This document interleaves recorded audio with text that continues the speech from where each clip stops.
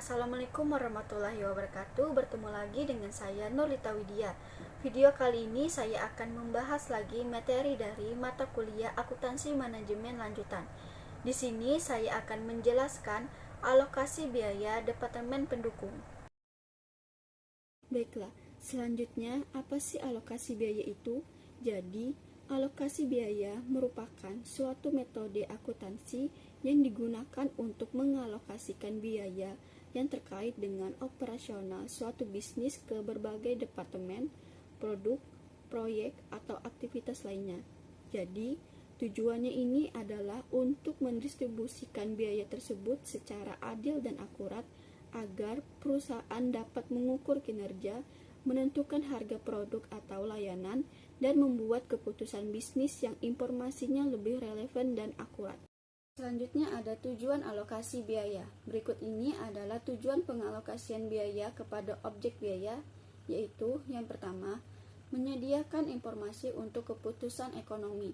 Maksudnya adalah membantu manajemen dalam membuat keputusan dalam menentukan berapa harga jual yang dibebankan kepada produk, atau membantu manajemen dalam membuat keputusan apakah membuat sendiri produk atau membeli dari pemasok luar.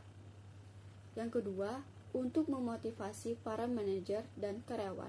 Maksudnya adalah dengan mengalokasikan biaya dapat mendorong pegawai lebih kreatif dalam perencanaan produk baru yang efektif dan efisien. Yang ketiga, untuk membenarkan atau menghitung jumlah biaya penggantian. Maksudnya adalah dengan adanya pengalokasian biaya, maka dapat menghitung harga pokok produksi yang wajar dan dapat menghemat biaya, karena dapat mengganti atau menghapus biaya-biaya yang tidak perlu. Yang keempat, untuk menghitung pendapatan dan aset.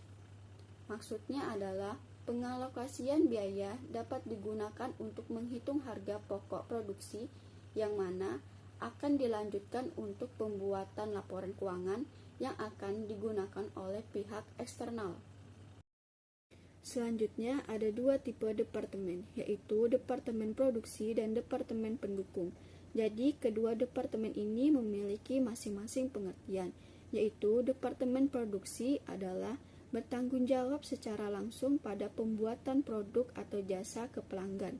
Sedangkan departemen pendukung yaitu menyediakan pelayanan pendukung yang diperlukan oleh departemen produksi.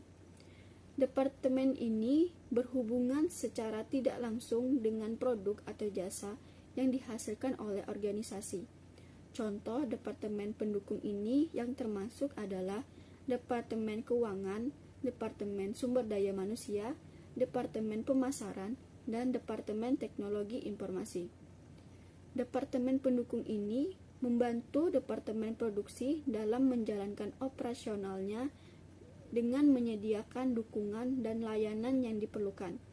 Semua departemen pendukung ini berperan penting dalam menjalankan operasionalnya perusahaan secara efisien dan efektif, meskipun mereka tidak berlangsung terlibat dalam menghasilkan barang atau jasa utama. Selanjutnya ada pengalokasian biaya dari departemen ke produk. Setelah perusahaan dibagi ke dalam departemen dan semua biaya overhead ditelusuri ke tiap departemen, biaya departemen pendukung dibebankan ke departemen produksi dan tarif overhead dibuat untuk menentukan biaya produk. Pengalokasian biaya dari departemen ke produk seringkali melibatkan asumsi dan estimasi, karena biaya overhead yang dialokasikan tidak dapat diukur secara langsung dan pasti terhadap setiap produk. Pendekatan yang digunakan untuk pengalokasian ini dapat bervariasi antara perusahaan-perusahaan dan dapat memiliki dampak signifikan pada akurasi informasi biaya produk, serta keputusan manajerial yang diambil berdasarkan informasi tersebut. Oleh karena itu, perusahaan perlu memilih metode pengalokasian biaya yang paling sesuai dengan jenis bisnis mereka, mempertimbangkan dampaknya terhadap akurasi informasi biaya produk, dan tentunya penting juga bagi perusahaan untuk terus memantau dan mengevaluasi metode pengalokasian biayanya secara berkala agar tetap akurat. Selanjutnya ada langkah-langkah dalam pengalokasian biaya departemen pendukung ke departemen produksi, yaitu yang pertama, mendepartementalisasikan perusahaan. Yang kedua, mengklasifikasi masing-masing departemen sebagai departemen pendukung atau departemen produksi. Yang ketiga, menelusuri semua biaya overhead perusahaan untuk departemen pendukung atau produksi. Yang keempat, mengalokasikan biaya departemen pendukung ke departemen produksi. Yang kelima, menghitung tarif overhead yang ditentukan terlebih dahulu untuk departemen produksi. Yang terakhir, mengalokasikan biaya overhead pada unit produk individual dengan tarif overhead yang ditentukan terlebih dahulu. Selanjutnya ada metode alokasi biaya departemen pendukung yang biasa digunakan seperti metode langsung, metode bertahap, dan metode berbasis aktivitas. Yang pertama, metode langsung. Dalam metode ini, alokasi departemen pendukung yang dilakukan secara langsung tanpa melalui tahapan-tahapan tertentu. Contohnya, ketika sebuah perusahaan memiliki departemen IT atau Information Technology yang mendukung semua bagian dalam perusahaan tersebut. Dalam pendekatan ini, departemen pendukung seperti teknologi informasi memiliki tanggung jawab untuk memberikan dukungan kepada seluruh bagian organisasi tanpa mempertimbangkan perubahan atau kebutuhan khusus dari masing-masing bagian. Yang kedua, ada metode bertahap. Metode ini melibatkan alokasi departemen pendukung secara bertahap sesuai dengan kebutuhan yang muncul seiringan pertumbuhan organisasi atau proyek tertentu.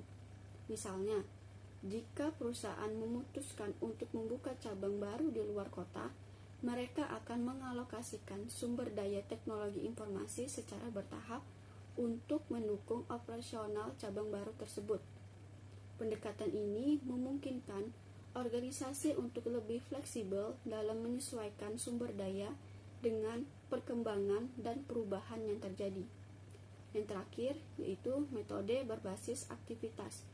Dalam metode ini, alokasi departemen pendukung didasarkan pada aktivitas-aktivitas spesifik dalam organisasi atau proyek tertentu. Misalnya, jika ada proyek konstruksi besar-besaran, organisasi dapat membuat departemen khusus untuk menangani pengawasan keselamatan kerja di lapangannya. Pendekatan ini memungkinkan organisasi untuk mengalokasikan sumber daya lebih terarah sesuai dengan tuntutan aktivitas yang sedang berlangsung. Sekian materi yang dapat saya sampaikan. Mohon maaf bila ada kesalahan dalam penyampaian materi yang saya jelaskan sebelumnya. Saya ucapkan terima kasih. Assalamualaikum warahmatullahi wabarakatuh.